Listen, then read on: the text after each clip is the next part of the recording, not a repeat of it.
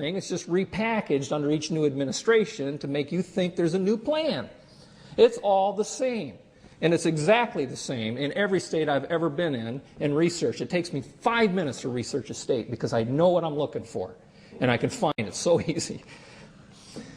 By the way, that's all I'm going to deal with the School to Work system. Our video that is Senator Michelle Bachmann and I is Guinea Pig Kids, available here or at our website at edwatch.org. Moving on, the transformation of education.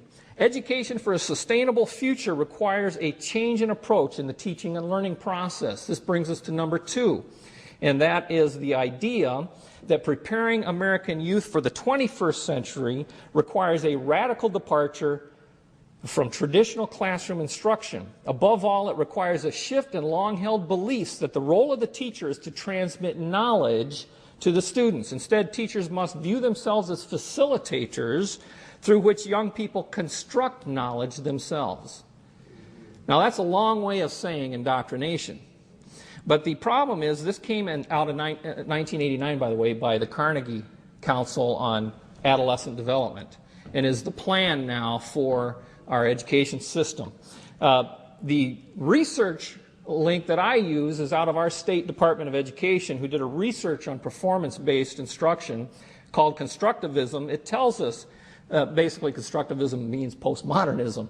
There is no truth. Students construct their own understandings of reality and realize that objective reality is not knowable. So why bother? The truth is, the truth which keep men free is being suppressed in order to prop up the attitude training agenda. And it moves on. You can see this through the final subject to fall by the national standards is education. This is our new math in Minnesota called Connected Mathematics, based on the National Center of Teachers of Mathematics. Standard 3 tells us that students learn that mathematics is man-made, that it is arbitrary, and good solutions are arrived at by consensus. No lie. There is no truth, not even in math. Most of us assume 2 plus 2 is always going to equal 4. You're wrong. We might reach a new consensus. Consensus is the theme that is more important in math than math. Now keep in mind, this is based on a shift in worldview. Mathematics was not a self-existing truth discovered by man and the secrets of it unlocked. It was a social construction to meet society's need. This is the shift in thinking about all of our curriculum today. They're all based on the postmodern or constructivist approach.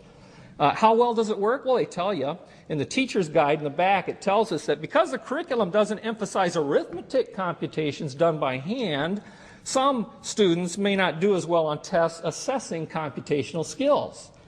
We believe such a trade-off in the favor of CMP is very much to the student's advantage in the world of work. You see, we don't want children who can think about the numbers behind the buttons. We simply want children to be prepared to know which buttons to push. That's why the new cash registers at the fast food have pictures on them, not numbers. Our children are mathematically illiterate on purpose. How do I know on purpose? Why isn't this just a basic bad idea? Because the Sustainable Development Plan tells us so. Generally, more highly educated people who have higher incomes consume more resources than poorly educated people who tend to have lower incomes. In this case, more education increases the threat to sustainability.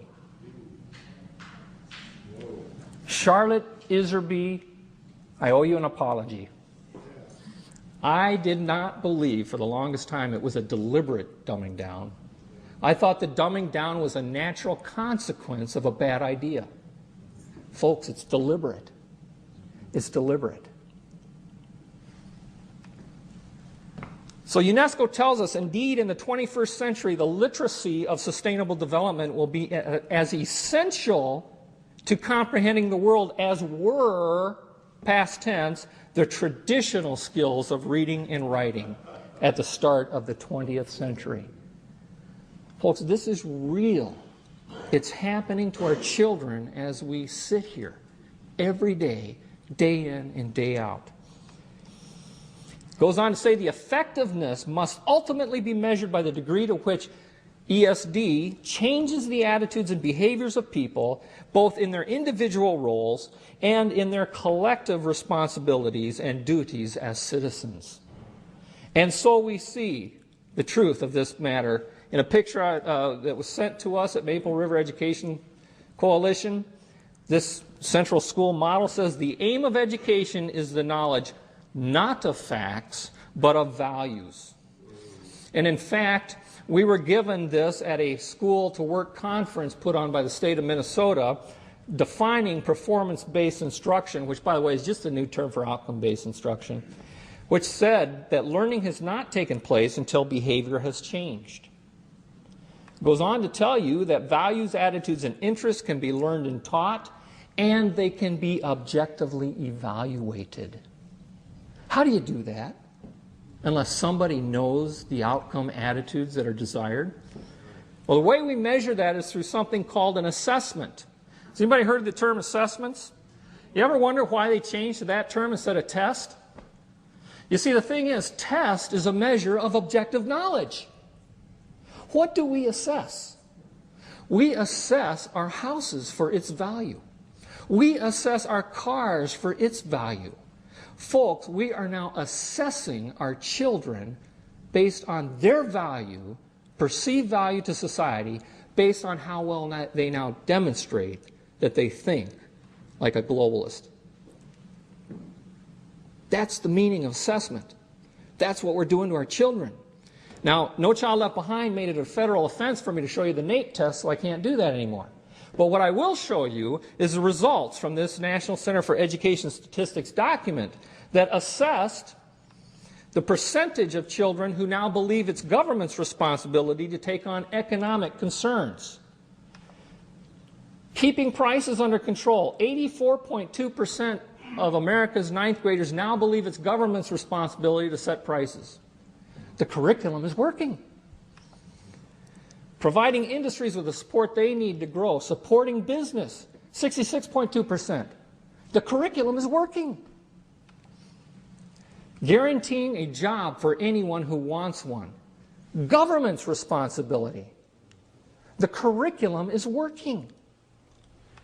And finally, reducing differences in income and wealth among people. 63.5% of ninth graders, tomorrow's citizens, voters, and government officials now believe it is government's responsibility to redistribute wealth. The curriculum is working. It tells us that the assessments were not designed to measure knowledge of a particular country's government, but were developed instead to measure knowledge and understanding of key principles that are universal across democracies. Are these the key principles of democracy? I think not. Not the American version of a republic, by the way.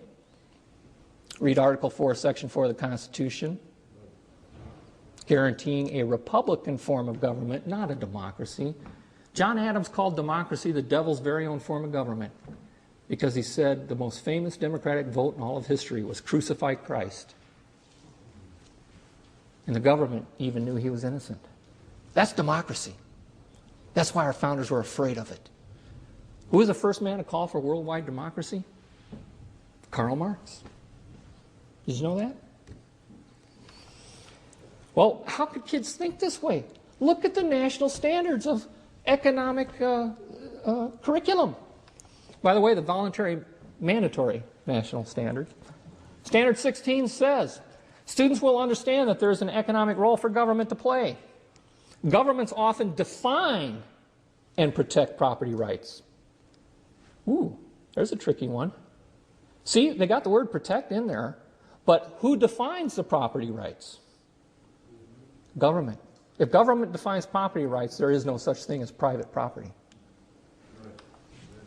Most government policies also redistribute income.